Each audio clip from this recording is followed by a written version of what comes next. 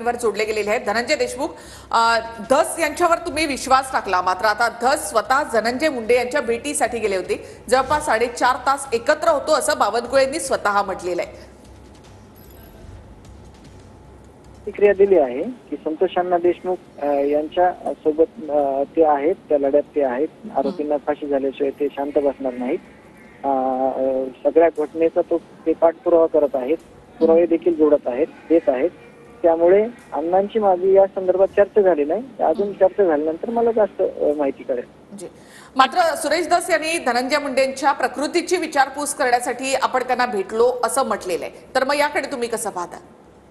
नाही, त्या म्हणजे माझी काही चर्चा झालेली नाही त्याबद्दल, म्हणजे मी काय व्यक्त होणं म्हणजे अचूक नाही आता सध्या।